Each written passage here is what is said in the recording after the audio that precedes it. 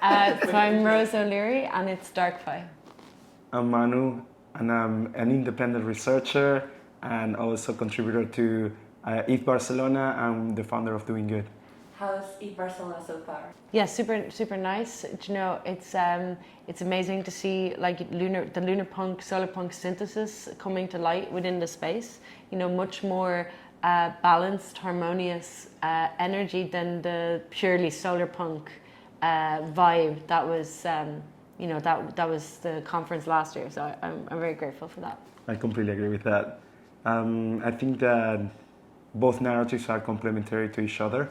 I think that the solar punk narrative is more like an optimistic narrative, while the lunar punk is like be more conscious and be more aware of what's really happening in the current status quo, let's say.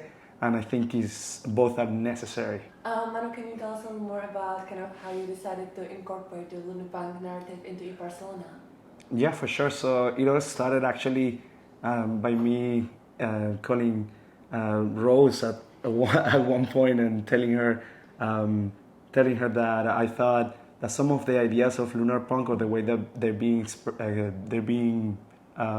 let's say brought up are kind of like creating a lot of division rather than bringing people together. And she agreed with that. She said that was not the idea.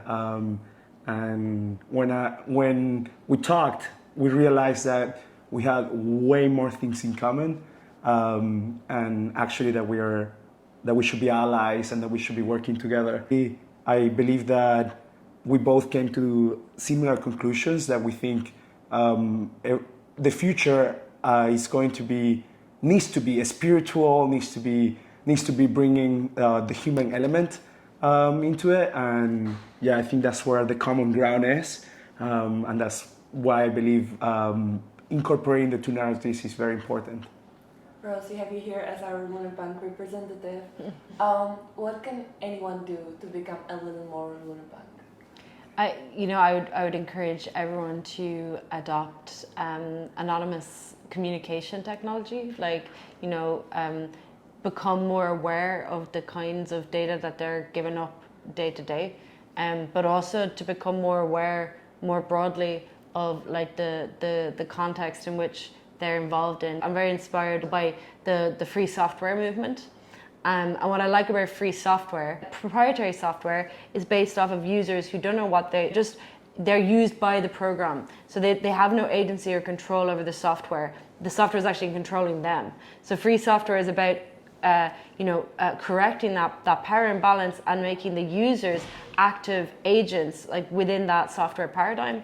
So I think that's a really important kind of process of becoming an agent and becoming an active person, which means in this technological era, becoming technologically aware and like learning about the tools and like being interacting with that. And so I always see it as like an act of encryption and like of like a kind of succession where you're saying no to data as an empowered act, of asserting your own freedom. How do you think that we can communicate this side of the technology to people that are just entering Web3? I think that most of the people are not aware or conscious of the reality of the world, is because they haven't necessarily experimented oppression or experimented living in authoritarian governments. Once you start explaining the situation that many activists are in, people feel more compassionate and they feel more inspired also. And I think what we need to do is definitely show examples and explain people why is it important, and also explain what is the current status quo and what is actually happening, like with all our data, where is it actually being stored, how actually all of these organizations and corporations are selling it to the highest bidder, and all of these ethical and moral things. We need to bring them up because most of the people are not conscious or even aware of that situation. So yeah, I think definitely education is super important, as you said. But more than education, is actually inspiring and creating narratives that can be, as Rose was saying in her talk, that can spread virally they spread like memes. So yeah, I completely think that culture in general, not only education, but culture, which is all memes and all of that, is what is gonna make a change. Right, I would agree with what Manu's saying, and also like kind of I think there's a really important, there's obviously like the onboarding aspect, but we also need to focus on educating ourselves. And I think that education should be like a important component of any movement where we're actively training and improving ourselves, not just technically, but also on that level, but in terms of like our historical analysis, our political analysis, looking into history, finding like where movements failed, trying to apply that to us. This constant process of like refining our own narrative, which is an educational process as well. And something like I appreciate about this conference that I've never seen of any other conference is that there is like philosophy debates that are happening every day. So I think that's a really, really important step in that direction of like verbalizing and trying to articulate what is our vision and values, exploring that educational process as well. I completely agree with that. I think that moral and ethics need to be brought up when we're creating tech, because tech, for sure, it can create some freedom for some people, but also the same tool might create also some oppression for others. So we need to be conscious and aware of all the dangers of the things that we're creating. And we're often going so fast that we don't even stop to think about it, right? Yeah, and also it's because we have this mentality of go fast and break things that comes from the Web 2 world. But in the Web 3 space, you cannot create economic systems that go fast and break things, because it's going to affect human beings. I want to know, because you talk about different things, but just more like broadly, what inspires you the most? What excites you about the future of the Web3 space? Yeah, so I think there's this like interesting paradox where like at the moment, in a way, from an outside perspective, like crypto is at like one of its like weakest points, where we've had this like these major attacks against crypto, the FTX SBF thing. We've had a lot of people leaving the space.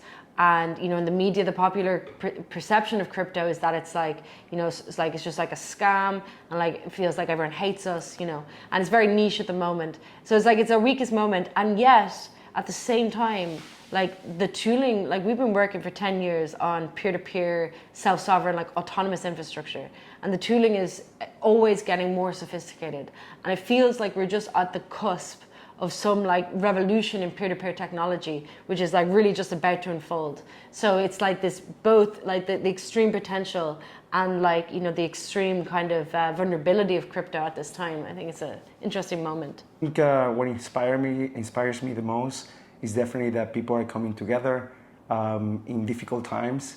Like right now, the bear market is in the air. Everyone can feel it. Everyone can smell it. But despite all of that, we're coming together and we're talking about things that we believe, and I believe personally, are going to change the world in a positive manner. Also, another thing that inspires me a lot is that even though there's less money, for example, for us as organizers of Eth Barcelona, even though that's the reality of today, a lot of people are way more happy with the conference that is happening this year than the conference that happened last year. And that to me means that, it's not about the money. It's very clear that it's not about the money, that it's about people coming together and have a sense of belonging and have a sense of being part of something bigger than themselves. Could we ask you to maybe draw something together for us here? Very easy. Punk. We made a love punk meme. Oh. Thank you so much.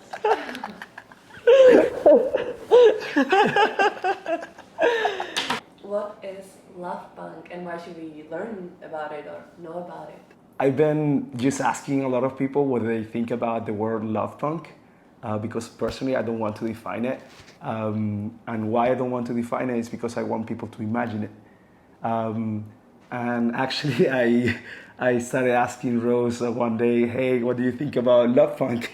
She's like, I love that. I think love punk is like Manu's attempt to, or not just Manu's, but like an attempt to get away from the dualism that you gets trapped in. Like, for example, with Lunar Punk and Solar Punk, we spent a lot of time debating, what are the differences, trying to, and there's like this, but you feel like you're sometimes trapped in this like cyclical loop, or like a feedback, and it's like a closed circle. Whereas what you really want to achieve is like some kind of open spiral, which is like, it's not trapped within this like reverb kind of feedback, but it's like actually open and like dynamic and evolving. And so I think like Manu's use of the love is to do with that. And also I think if I said I loved it, it was because I do think that love is like one of the memes that is the most universal and easily understandable for people. Like that's also something that Christianity was able to use very well and like form the basis of a global movement. So I think it's medically it's a stronger direction than something like fear, which is it's much more open and has much more potential than a fear-based narrative. Yeah, exactly. And for me, it's more about people coming together and doing things coming from a place of love and coming from the heart and not only from the mind. So yeah, that's basically it. Love that. I'm gonna make a little